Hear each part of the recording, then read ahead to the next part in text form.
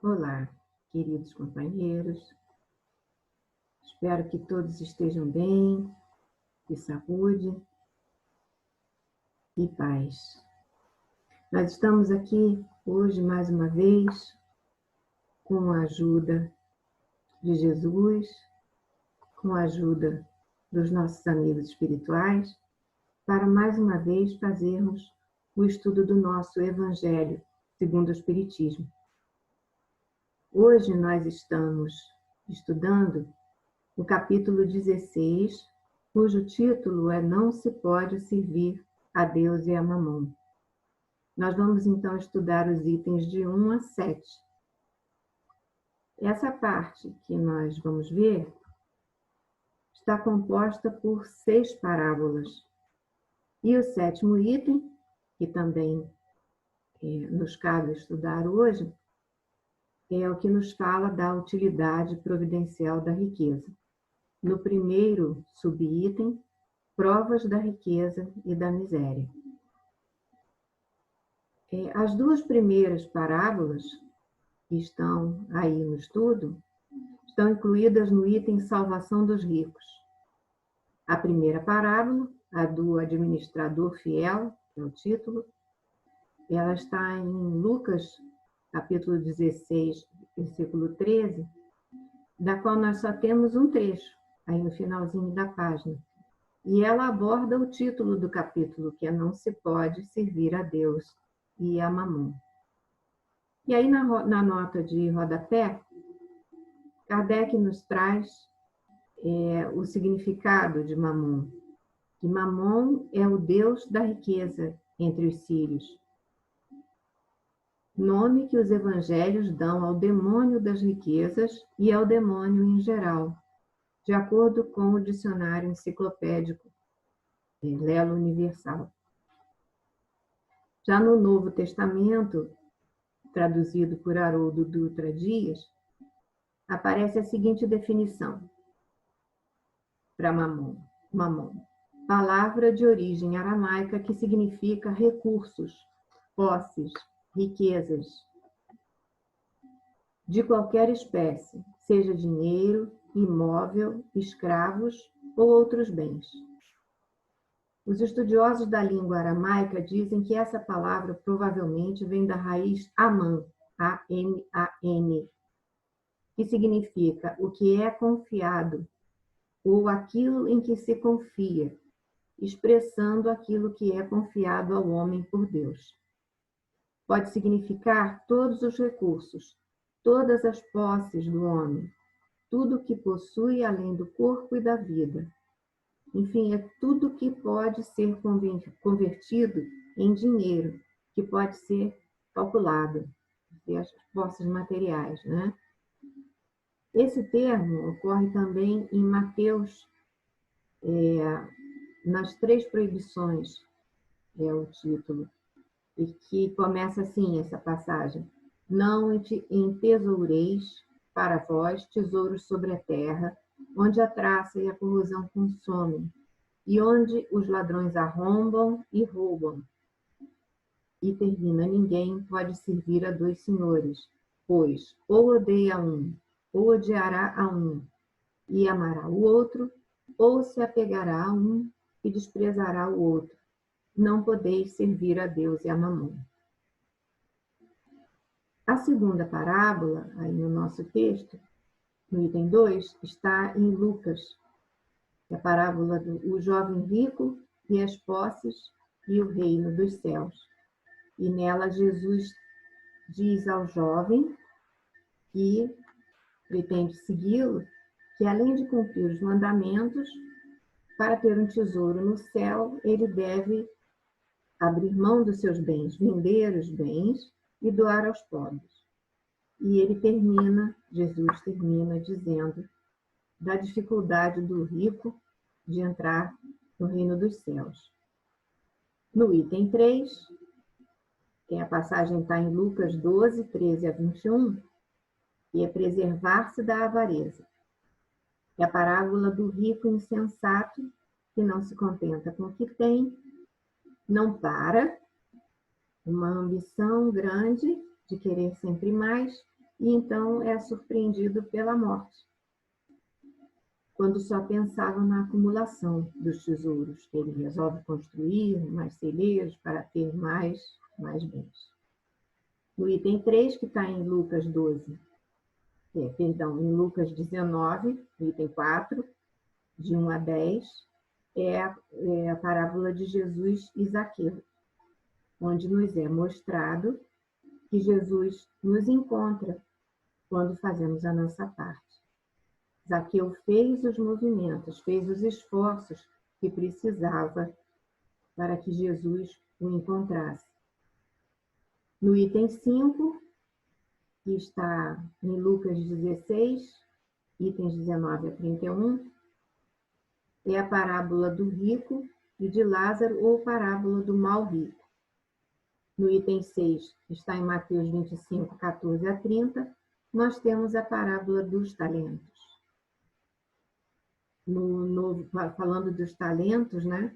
No Novo Testamento, também pela tradução do Haroldo Dutra Dias, ele define o talento como sendo uma determinada quantia que equivale a 6.000 denários.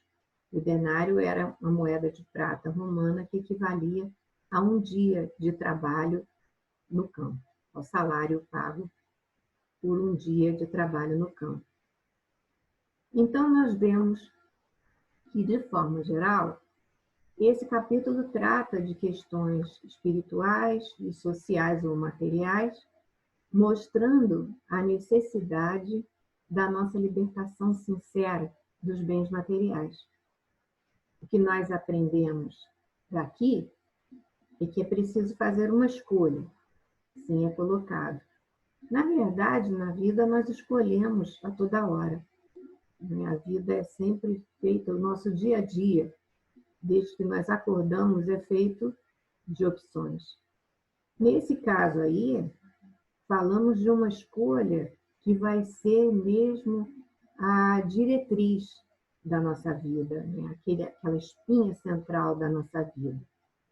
E escolher entre viver segundo as leis de Deus ou viver só para si mesmo, adquirindo bens e querendo cada vez mais, normalmente sacrificando a outras pessoas.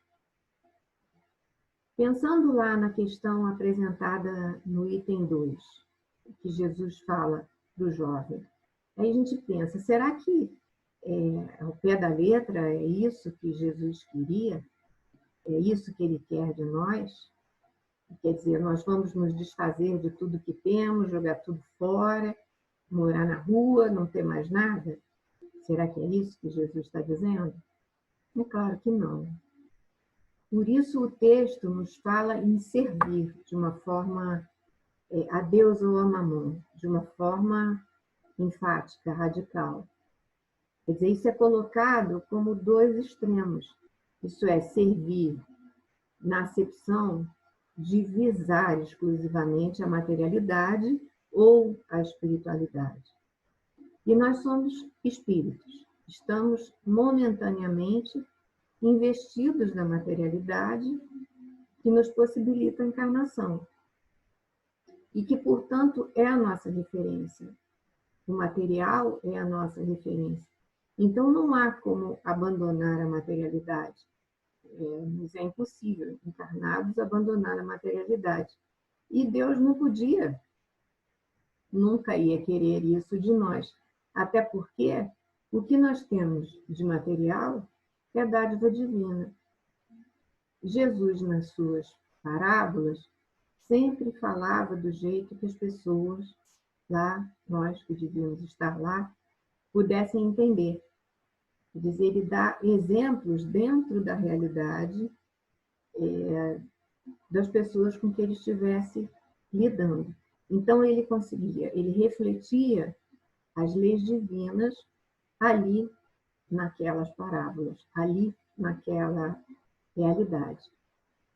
Nós, aqui, somos guardiões dos bens materiais que nós temos, que nós possuímos. Desde o nosso corpo, que é um bem material, é a ferramenta que nós temos, que nós recebemos para encarnar, desde o nosso corpo, que a nós compete cuidar e conservar, até os outros bens que estamos usufruindo.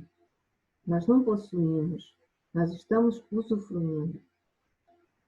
Então, nós temos que lembrar que somos guardiões temporários e que temos, em relação a esses bens, uma série de deveres e de responsabilidades, assim como temos com o nosso corpo, com todos os bens que nós temos. Nossos bens são os mecanismos, mas nós somos agraciados com eles pela vontade divina. É certo que nós precisamos nos libertar do apego excessivo, isso sim, pelos bens materiais. Nós precisamos exercer o desapego. Isso é realmente um exercício. É bom a gente sempre estar ligado nas coisas da nossa casa, nas coisas que nós temos lá guardadas, e a gente às vezes nem se lembra de que tem aquilo, roupas, livros, enfim, objetos que estão guardados, empoeirando, se perdendo até pelo desuso, e que poderiam ser úteis, né, para outras pessoas. A gente às vezes tem lá no nosso armário aquela roupa lá, esperando que eu emagreça. Daí, principalmente na pandemia, né, que a gente está ouvindo muita gente reclamar que engordou. Não consegue emagrecer nunca, a roupa fica lá, ou até se a gente consegue emagrecer, não quer mais aquela roupa, e vai ficando, vai lá empoeirando. Então, e essas coisas podiam fazer a diferença para outras pessoas. Há muitas pessoas precisando, nós sabemos que a situação está muito difícil, principalmente agora.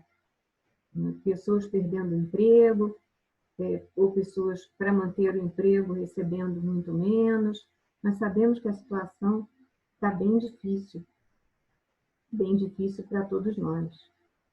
Então, não é desperdiçar, né? Não é agir com desprezo pelas coisas que a gente tem e que a gente lutou para conseguir, mas é que fazendo uso dessas experiências, do desapego, de pensar direitinho o que nós podemos doar, a gente está proporcionando a nós mesmos um desenvolvimento bem positivo, um desenvolvimento até da nossa inteligência e da nossa de habilidades, no sentido do nosso desenvolvimento moral e no sentido do bem comum.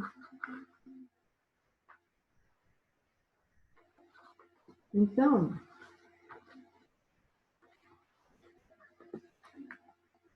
essas coisas que nós possuímos, é bom que a gente sempre se lembre que nós estamos por aqui numa rodada encarnatória e nós não sabemos quando vamos partir, mas nós sabemos que vamos. Mas essas coisas não são um mal em si mesmo, não é o uso que a gente faz delas, é a responsabilidade ou irresponsabilidade que a gente tem sobre elas, é como nós administramos essas coisas e que vão direcionar, vão dar direção de bem ou de mal. Se nós seguimos uma diretriz, como nós falamos no início, de transformar esses bens, de movimentar essa energia, de transformar esses recursos em utilidade, quer dizer, se nós seguimos nesse propósito de fazer o bem, nós vamos estar movimentando essas energias nesse sentido positivo. Então, esse movimento do qual nós estamos falando nos leva a pensar na lei da cooperação, nos leva a pensar na lei do trabalho, que é uma lei divina, que é uma lei divina que permite o nosso crescimento. O trabalho é aquilo que nos proporciona, que nos leva ao bem também, ao nosso desenvolvimento e ao desenvolvimento de outra em todos os sentidos. Nós sabemos também que as provas nós escolhemos lá no plano reencarnatório, né, lá na erraticidade, nos dois extremos, se falando de bens materiais, os dois extremos são difíceis, são duros da gente atravessar e ter sucesso, atravessar com sucesso, né? Com proveito. Mas ambas são importantes. E elas proporcionam, quando bem aproveitadas por nós, um desenvolvimento muito grande, que é o que a gente precisa. Nos ciclos encarnatórios, nas muitas encarnações que já tivemos e que ainda vamos ter, nós viemos em várias posições, com várias habilidades, várias possibilidades, de acordo com o que nós combinamos, né, lá na erraticidade. Lá no Livro dos Espíritos, na questão 560, Kardec pergunta assim: cada espírito tem atribuições especiais? Vale dizer que temos que habitar em toda parte e adquirir o conhecimento de todas as coisas, presidindo sucessivamente a todos os componentes do universo. Não é? Nós não viemos, nós não fomos criados lá do fluido cósmico universal, viemos atravessando os reinos, viemos chegar no reino nominal. Por quantas coisas, por quantas situações já andamos, e aí no reino nominal por tantas encarnações. Mas, como diz Eclesiastes, há tempo para tudo. Assim, tal espírito cumpre hoje nesse mundo o seu destino. Tal outro cumprirá ou já cumpriu o seu, em outra época, na terra, na água, no ar, etc. Então, no caso da prova da pobreza, nós estamos vendo a prova da pobreza, a prova da riqueza, que são os dois extremos, como eu já me referi. A prova da pobreza pode nos desenvolver, se nós passarmos, ou passamos, ou vamos passar no sentido positivo, pode nos desenvolver resignação, paciência, cooperação, empatia, se nós soubermos aproveitar.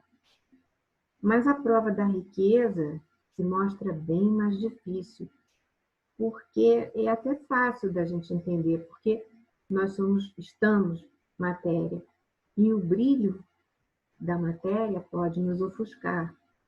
O brilho do apelo das coisas terrenas é fácil nos levar, nos ofuscar e nos levar ao egoísmo, que nós temos latente e temos aí, né? Sabemos que temos. Que é difícil, que nós estamos na batalha, mas é uma questão difícil. Então, é fácil aí a gente escorregar e nos deixar levar pelo egoísmo, pela ganância, por querer cada vez mais. É fácil nos perdermos na ânsia por aumentar, cada vez mais multiplicar o que já temos, como o nosso amigo lá dos celeiros, né? Esquecendo até às vezes de cuidar de nós mesmos, de cuidar da nossa saúde, de perder oportunidades de convivência com a nossa família, até de aproveitar o desenvolvimento das nossas crianças, que se desenvolvem tão rápido, e às vezes pela ânsia, pela ganância de bens materiais, nós perdemos isso, e isso é irrecuperável. Então, aí nós perdemos a oportunidade de administrar bem esses bens de maneira a ajudar, quando nós poderíamos criar oportunidades até de crescimento para outras pessoas e fazer até a diferença na vida de outras pessoas. E, mais uma vez, a culpa não é das coisas, não é dos bens, não é do dinheiro. A culpa não é das coisas materiais. Até porque nós sabemos que recebemos do jeitinho da nossa capacidade de administrar. Nós recebemos de acordo com a nossa capacidade. Então, o que nós precisamos é aproveitar e administrar bem e ajudar. a quem pudermos e ajudar a nós mesmos, desenvolvendo as virtudes que nós pudermos desenvolver através desses bens que, porventura, tivermos em nós. No livro Luz Acima, que Chico Xavier psicografa o irmão X, Humberto de Campos, nós temos no capítulo 33, ele tem o título Lembrando a Parábola. E esse capítulo eu achei muito bonito e trouxe para nós, se vocês me permitem, uma espécie de releitura da parábola dos talentos, que consta do nosso estudo. É o item 6 do nosso estudo, como eu já falei. E aí, só que nessa versão, ele não fala simplesmente em talentos, ele caracteriza, ele nomina cada talento.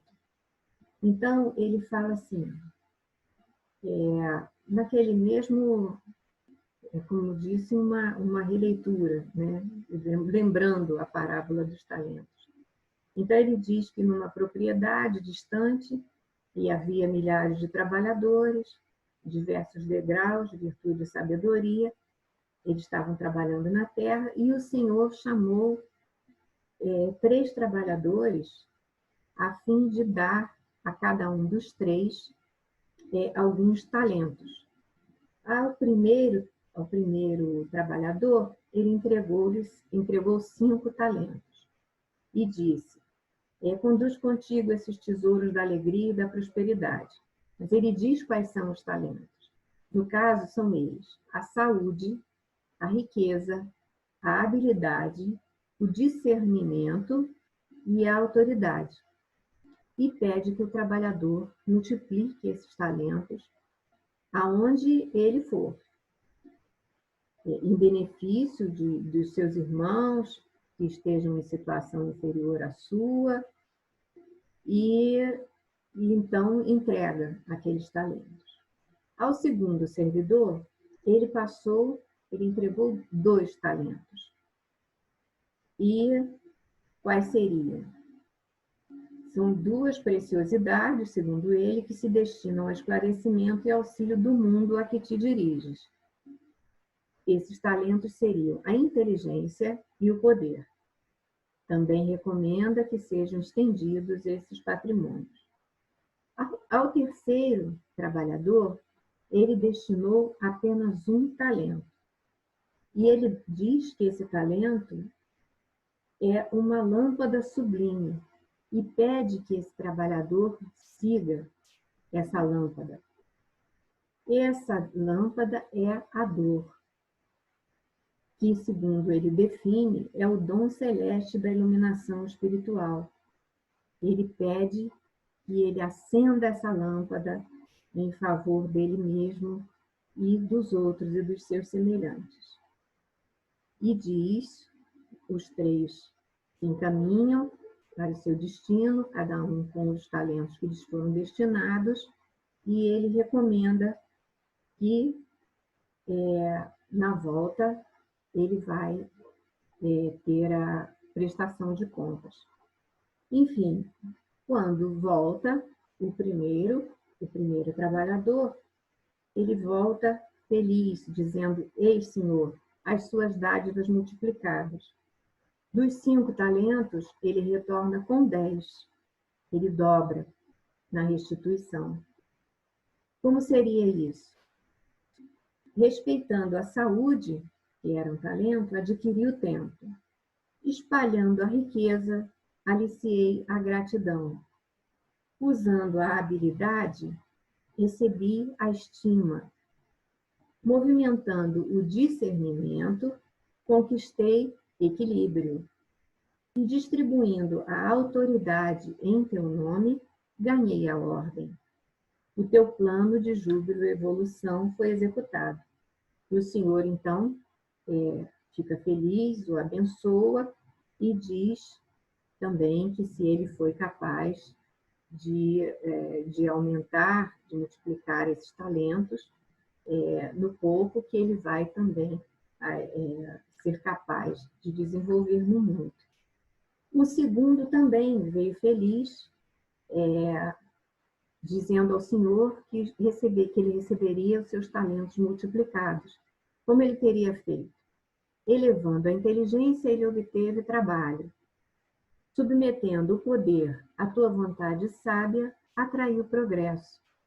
A tua expectativa de instrução e ajuda no meu setor de atividade foi atendida.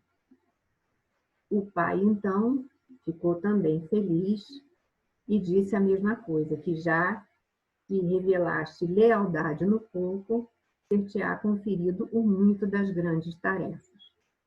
Já o terceiro, ele acercou-se do último servo e pediu contas do talento, que, se nós nos lembramos, era a dor. Então, esse terceiro trabalhador está desolado e diz: Senhor, recolhe de volta a indesejável herança que me deste. Sei que és austero e exigente, que colhes o que não semeias e que ordenas por toda parte. Experimentando enorme dificuldade para aguentar a carga que me puseste nos ombros, temendo-te o juízo, escondia na terra e reponho agora em tuas mãos. Essa dádiva é um fardo difícil de carregar. Constitui-se desagradável recordação por onde passei.